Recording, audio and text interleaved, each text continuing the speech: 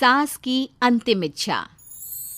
देखिए माँ जी, वो पड़ोस की लूटन मौसी है ना, उनकी बेटा बहू उन्हें गोवा ले जा रहे हैं। अरे क्या बात कर रही है बहू, उसके तो ना मुंह में दांत है ना सर पर बाल, क्या करेगी गोवा जाकर। अपनी अपनी किस्मत है माँ जी, लूटन मौसी मरने जो वाली है। हैं? अरे बहू, ये कैसा मरना हुआ जो पहले से ही पता है और ऊपर से गोवा भी घूमने जा रही है। बोला ना माँ जी, ये अपनी अपनी किस्मत है। बात हुई थी मेरी लूटन मौसी की बहू से, बोल रही थी कि चलो दवाई में जो पैसा लगेगा वो गोवा में लगा देते हैं। सास को बहू की बात से पता नहीं क्यों नफरत की बदबू आ रही थी, लेकिन वो कुछ नहीं कहती और कमरे में जाकर लेट जाती है।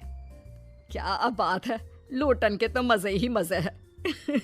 वैसे आइडिया बुरा नहीं है, थोड़े से पैसे लगाओ और सीधा गोवा की सैर।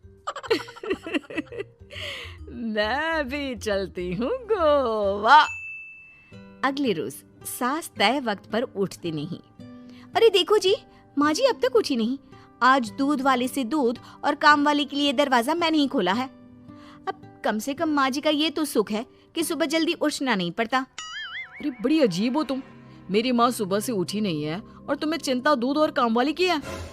अरे तुम्हें चिंता है ना, तो जाओ जाकर देखो क्या हो गया। वैसे मेरी किस्मत कहाँ लूटन मौसी की बहू जैसी। बेटे को माँ की चिंता होती है, वो सोचता है कि कहीं माँ की सांसें तो नहीं रुक गई और हमें पता ही नहीं चला। बेटा माँ के कमरे में जाता है और वहां जाकर, माँ क्या हो गया है तुम्हें? बेटा, लग नहीं रहा कि अब मैं बचूंगी, लल्लन डॉक्टर के पास ले चले। अरे कैसी बात कर रही है माँ, तेरी तबीयत सीरियस है और मैं तुझे लल्लन झोला छाप डॉक्टर के पास ले जाऊं? ना ना ना। अरे तो कहाँ ले जाएगा बता दे, वहाँ एडवांस दे दिया है मैंने, वो क्या कहते हैं, गूगल पे से। हैं? तूने क्यों पैसे दिए माँ? तुझे पता था क्या कि तू बीमार होने वाली है? सास को लगता है कि कहीं चोरी पकड़ी तो नहीं गई। वो हड़बड़ा जाती है और उसे पसीने निकलने लगते हैं। अरे माँ क्या हो गया, सर्दी में भी पसीने? लगता है तेरी तबीयत ज्यादा ही खराब है और लल्लन डॉक्टर पास ही में है, चल उसी को दिखा देता हूँ। माँ को लेकर बेटा डॉक्टर के पास जाता है, जहाँ माँ ने पहले ही पैसे देकर सेटिंग कर रखी थी। डॉक्टर के क्लिनिक में जाते ही डॉक्टर की ओवर एक्टिंग की दुकान खुल जाती है। हाय राम माँ जी, हे भगवान, अब तो कुछ नहीं हो सकता, ये तो मरने वाली है बेटा। हैं? ओए डॉक्टर है इसलिए इज्जत से बात करूंगा, नहीं तो मेरी माँ को देखे बिना ये बकवास करने के लिए तेरे मुंह में घूसा मार देता। अरे ना ना बेटा, ऐसे मत बोल, वो डॉक्टर है, उसे वो दिख जाता है जो किसी को नहीं दिखता। हाँ माँ, शायद तू ठीक बोल रही है। डॉक्टर क्या दिखा आपको? हमारे डॉक्टर जी, जिन्होंने पहले से ही माँ से बोलने के पैसे ले रखे थे। यमराज, काला भैंस, वो तुम्हारी माँ को ले जा रहा है, ले जाओ इन्हें। यार माँ, ये डॉक्टर ही है तांत्रिक, क्या क्या बोला जा रहा है? अरे बेटा, वो डॉक्टर है, उसे वो दिखता है जो किसी को नहीं दिखता। इनकी हर इच्छा पूरी करो, क्योंकि यम नहीं चाहते कि इनकी कोई भी इच्छा को अधूरी रखा जाए। निराश मन से बेटा माँ को लेकर घर आता है। माँ, आज से मैं ऑफिस नहीं जाऊंगा, चल तुझे वो झूले वाले पार्क में ले चलता हूँ जहाँ तू पिताजी के साथ जाया करती थी। ठीक है बेटा चल, लेकिन साथ में वो बीड़ी का बंडल रख लेना, तेरे पिताजी वहीं झाड़ी में पिलाते थे मुझे। हैं? माँ कैसी बात कर रही हो? वैसे भी जीवन के 4 दिन बचे हैं और तुम। अरे देख बेटा, ना पिलानी तो ना पिला, लेकिन सुना ना तूने डॉक्टर ने क्या कहा कि मेरी कोई इच्छा खाली नहीं रहनी चाहिए। अरे वैसे बेटा 4 दिन की जिंदगी है, न जाने कब मौत आ जाए।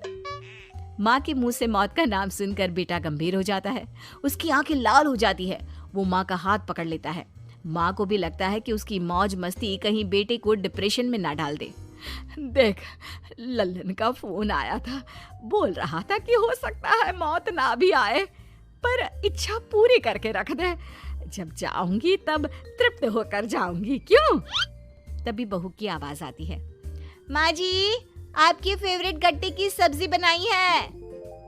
सास खाने के टेबल पर जैसे ही बैठने वाली होती है, बहू उनकी चेयर पीछे करती है और प्यार से बिठाती है। बहू शांत हो जाती है। वो माँ को बस देखती है और उनकी हर बात मानती है। रात को जब सास सोने जाती है तो, माँ जी मैं आपके पैर दबा देती हूँ, आज आप डॉक्टर के पास गई थी, थक गई होंगी ना। बहू का प्यार देखकर सास को हैरानी होती है। वो समझ नहीं पाती कि जो बहू उनके मरने को अपना भाग्य बताती थी, वो आज जब सास मरने वाली है तो दुखी क्यों हो रही है।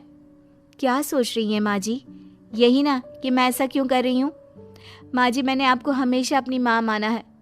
माना आपसे नाराज होती थी, परेशान होती थी, आपकी बातें चुभती थी, लेकिन यकीन माने प्यार बहुत है आपसे मुझे। सास बहू को गले लगा लेती है।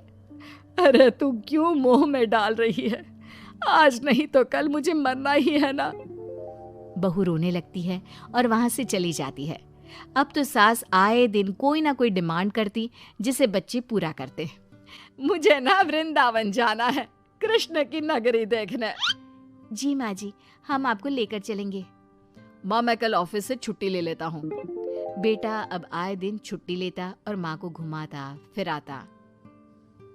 एक दिन बॉस कहते हैं, रमन क्या बात है, मैं देख रहा हूँ पिछले 1 महीने से तुम ना काम करते हो ना दाम, बस सारा दिन इमोशनल से बैठे रहते हो। ऐसे में तो कंपनी तुमको और नहीं रख पाएगी। मैं खुद ही नौकरी छोड़ने की सोच रहा था बॉस। वो क्या है कि माँ का आज नहीं तो कल कभी भी देहांत हो सकता है। इतना कीमती समय मुझे तो पल पल उनके साथ रहना होगा। पता नहीं कब वो मुझे छोड़कर चली जाए। और बेटा नौकरी छोड़ देता है। माँ मैंने नौकरी छोड़ दी है, आज से मैं तेरे पास रहूंगा। माँ जी मैंने भी बच्चों का नाम स्कूल से कटवा दिया है, अब हम सब आपके पास ही रहेंगे और आपकी सारी इच्छा पूरी करेंगे। अब सास को लगता है ये तो कुछ ज्यादा ही हो गया। अरे बेटा नौकरी नहीं करेगा तो खाएगा क्या? बच्चे स्कूल नहीं जाएंगे तो साल बर्बाद हो जाएगा। वो समझ नहीं पाती कि क्या करे, कैसे ये ड्रामा खत्म करे। बेटा बहू तुम लोगों से एक बात करनी थी। देखो मैं ना बहुत शर्मिंदा हूँ, मैंने झूठ बोला था, मुझे कुछ नहीं हुआ है। वो तो ये बोलकर सास सारी बात घर वालों को बता देती है। ओ माँ सच्ची? हे भगवान मैं जानता था माँ को कुछ नहीं होगा। वाह माँ जी ये तो बहुत अच्छी खबर दी, मैं तो हलवा बनाने जा रही हूँ। तुम लोग मुझसे नाराज नहीं हो? नहीं माँ जी हम बहुत खुश हैं कि आपके मरने की खबर झूठी है। माँ शायद मैं तेरे ठीक होते ही तेरा इतना ख्याल रख लेता तो तुझे ये नाटक करने की जरूरत नहीं पड़ती। माँ जी आप हम लोगों को माफ